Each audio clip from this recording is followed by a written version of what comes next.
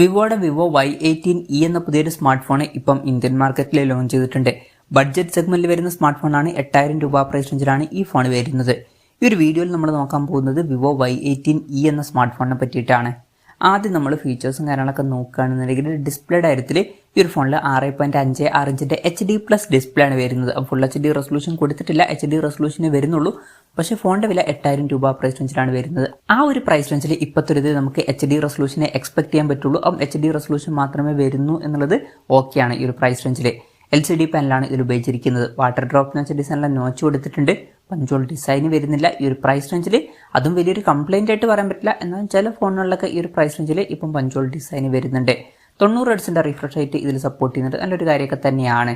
അപ്പം ഈ ഒരു പ്രൈസ് റേഞ്ചിൽ തിരക്കില്ലാത്ത ഡിസ്പ്ലേ ഫീച്ചേഴ്സും കാര്യങ്ങളൊക്കെ ഈ ഫോണിൽ വരുന്നുണ്ട് എന്ന് പറയാവുന്നതാണ്. പിന്നെ ഫിംഗർ പ്രിന്റ് സെൻസർ ഈ ഫോണിൽ വരുന്നില്ല. ഈ ഒരു പ്രൈസ് റേഞ്ചിൽ വരുന്ന ഒരു ഫോണിൽ നമ്മൾ ഫിംഗർ പ്രിന്റ് സെൻസർ എക്സ്പെക്ട് ചെയ്യുന്നുണ്ട്.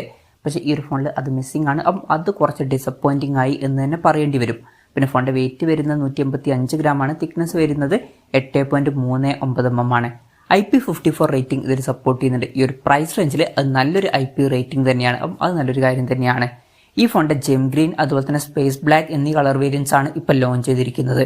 ഇനി പ്രോസസറിന്റെ കാര്യത്തിലോട്ട് വരികയാണെന്നുണ്ടെങ്കിൽ MediaTekന്റെ Helio G85 എന്നുള്ള പ്രോസസർ ഈ ഫോണിൽ കൊടുത്തിട്ടുണ്ട്. ഇത് കുറച്ച് പഴയ പ്രോസസ്സറാണ്. എന്നാലും 8000 രൂപ പ്രൈസ് റേഞ്ചിൽ ഇത് അത്യാവശ്യം തിരക്കുകളില്ലാത്ത നല്ലൊരു പ്രോസസ്സറൊക്കെ തന്നെയാണ്. അപ്പം അത്യാവശ്യം തിരക്കുകളില്ലാത്ത നല്ലൊരു പ്രോസസ്സറും ഇതിൽ കൊടുത്തിട്ടുണ്ട് എന്ന് പറയാവുന്നതാണ്. 5G സപ്പോർട്ടൊന്നുമില്ല, മാക്സിമം 4G സപ്പോർട്ടേ ഇതിൽ വരുന്നുള്ളൂ. പിന്നെ ഈ ഫോണിൽ 4GB റാമും 64GB ഇന്റേണലൊക്കെ വരുന്നുണ്ട്. LPDDR4Xന്റെ റാമും eMMC 5.1 സ്റ്റോറേജ് ടൈപ്പുമാണ് ഇതിൽ വരുന്നത്. മെമ്മറി എക്സ്പാൻഡ് ചെയ്യണമെന്നുണ്ടെങ്കിൽ ഡെഡിക്കേറ്റഡ് മെമ്മറി കാർഡ് സ്ലോട്ട് ഈ ഫോണിൽ കൊടുത്തിട്ടുണ്ട്. അതായത് 2 സിം യൂസ് ചെയ്യുമ്പോൾ തന്നെ ഒരു മെമ്മറി കാർഡ് നമുക്ക് സെപ്പറേറ്റ് ആയിട്ട് യൂസ് ചെയ്യാം. പിന്നെ എക്സ്റ്റെൻഡഡ് റാം എന്നുള്ള ഫീച്ചറും ഇതിൽ വരുന്നുണ്ട്. അതായത് എക്സ്ട്രാ റാം വേണ്ട സമയത്ത് ഇന്റേണൽ മെമ്മറിയിൽ നിന്ന് കുറച്ച് മെമ്മറി എടുത്തിട്ട് അത് റാം ആയിട്ട് യൂസ് ചെയ്യുന്നതായിരിക്കും. അങ്ങനെ 4GB റാം വരെ എക്സ്ട്രാ നമുക്ക് ലഭിക്കുന്നതായിരിക്കും. പിന്നെ സിംഗിൾ സ്പീക്കർ ഈ ഫോണിൽ കൊടുത്തിട്ടുള്ളൂ. ഈ ഒരു പ്രൈസ് റേഞ്ചിൽ അത് ഓക്കെയാണ്. 3.5mm ഓഡിയോ ജാക്ക് ഇതിൽ വരുന്നുണ്ട്. പിന്നെ Android 14 ബേസ് ആയിട്ടുള്ള വൺ ടച്ച് സോഫ്റ്റ്വെയർ ആണ് ഈ ഫോണിൽ വരുന്നത്. ക്യാമറയുടെ കാര്യം പറയുകയാണെന്നുണ്ടെങ്കിൽ ഫോണിന്റെ പിന്നിൽ ഡ്യുവൽ ക്യാമറ സെറ്റപ്പ് കൊടുത്തിട്ടുണ്ട്. 13 മെഗാപിക്സലിന്റെ f2.2 അപ്പേഴ്സിൽ വരുന്ന മെയിൻ ക്യാമറ സെൻസറാണ് ഈ ഫോണിൽ വരുന്നത്. രണ്ടാമത് ഒരു AI ലെൻസും കൊടുത്തിട്ടുണ്ട്.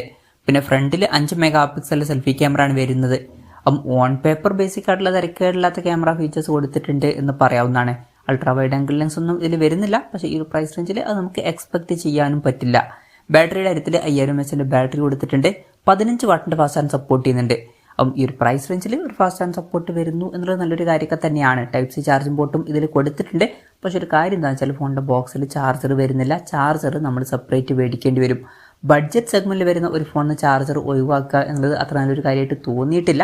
അത് കുറച്ച് ഡിസപ്പോയിന്റിംഗ് ആയിട്ടാണ് എനിക്ക് തോന്നിയിട്ടുള്ളത്. അപ്പം ഇതൊക്കെയാണ് മൊത്തത്തിൽ ഫീച്ചേഴ്സിനെ പറ്റി പറയാനുള്ള കാര്യങ്ങൾ. ഇനി വിലയുടെ കാര്യം പറയുകയാണെന്നുണ്ടെങ്കിൽ 4GB റാം 64GB ഇന്റേണൽ വെർഷന്റെ വില വരുന്നത് 7999 രൂപയാണ്. പിന്നെ ഇതൊരു ഓഫ്ലൈൻ ഫോണാണ്. അതായത് പുറത്ത് ഷോപ്പുകളിലും അതുപോലെ തന്നെ ഓൺലൈൻ ഷോപ്പിംഗ് സൈറ്റുകളിലും ഈ ഫോൺ നമുക്ക് ലഭിക്കുന്നതായിരിക്കും. എന്തായാലും ഓവറോൾ നോക്കുകയാണെന്നുണ്ടെങ്കിൽ ഈ ഒരു പ്രൈസ് റേഞ്ചിൽ ഈ ഫോണിൽ തിരക്കേടില്ലാത്ത ഫീച്ചേഴ്സ് വരുന്നുണ്ട് എന്ന് പറയാവുന്നതാണ്. തിരക്കേടില്ലാത്തൊരു പ്രോസസ്സറും തിരക്കേടില്ലാത്ത ഡിസ്പ്ലേ ഫീച്ചേഴ്സും തിരക്കേടില്ലാത്ത ക്യാമറ സ്പെസിഫിക്കേഷനും അതുപോലെ തന്നെ അത്യാവശ്യം തിരക്കേടില്ലാത്ത നല്ലൊരു ബാറ്ററി സെറ്റപ്പ് ഒക്കെ വരുന്നുണ്ട്. പക്ഷെ ഫോണിന്റെ ബോക്സിൽ ചാർജർ വരുന്നില്ല. അതുപോലെ തന്നെ ഇതിൽ ഫിംഗർ പ്രിന്റ് സെൻസർ കൊടുത്തിട്ടില്ല എന്നിങ്ങനെ കുറച്ച് നെഗറ്റീവ്സ് വരുന്നുണ്ട്. ഇതും കൂടി ഉണ്ടായിരുന്നാൽ കുറച്ചും കൂടി നന്നായേനെ. പിന്നെ ഇതൊരു ഓഫ്ലൈൻ ഫോണാണ്. അതായത് പുറത്ത് ഷോപ്പുകളിലായിരിക്കും മെയിനായിട്ടുള്ള സെയിലും കാര്യങ്ങളൊക്കെ നടക്കുക. ഓഫ്ലൈൻ ഫോണുകളിൽ നമുക്ക് പൊതുവേ ആ ഒരു പ്രൈസ് റേഞ്ചിൽ ബെസ്റ്റ് ആയിട്ടുള്ള ഫീച്ചേഴ്സ് എക്സ്പെക്ട് ചെയ്യാൻ പറ്റില്ല. അത് വെച്ച് നോക്കുമ്പോൾ ഓഫ്ലൈൻ മാർക്കറ്റ് മാത്രം കൺസിഡർ ചെയ്യുമ്പോൾ തിരക്കേടില്ലാത്ത ഫീച്ചേഴ്സ് വരുന്നുണ്ട് എന്ന് പറയാവുന്നതാണ്. ഓൺലൈൻ മാർക്കറ്റും കൂടി കൺസിഡർ ചെയ്യുമ്പോൾ ഈ ഒരു പ്രൈസ് റേഞ്ചിൽ ബെറ്റർ ആയിട്ടുള്ള ഫീച്ചേഴ്സുമായിട്ട് വരുന്ന ഫോണുകൾ വരുന്നുണ്ട്. അപ്പം ഓൺലൈൻ മാർക്കറ്റും കൂടി കൺസിഡർ ചെയ്യുമ്പോൾ ഇത് അത്ര മികച്ചൊരു ഫോണാണ് എന്ന് പറയാൻ പറ്റില്ല. ഓഫ്ലൈൻ മാർക്കറ്റിൽ തിരക്കേടില്ലാത്തൊരു ഫോൺ എന്നൊക്കെ പറയാവുന്നതാണ്. എന്തായാലും ഈ ഒരു ഫോണിനെ പറ്റിയിട്ടുള്ള നിങ്ങളുടെ അഭിപ്രായം ജസ്റ്റ് ഒന്ന് കമന്റ് ചെയ്യുക.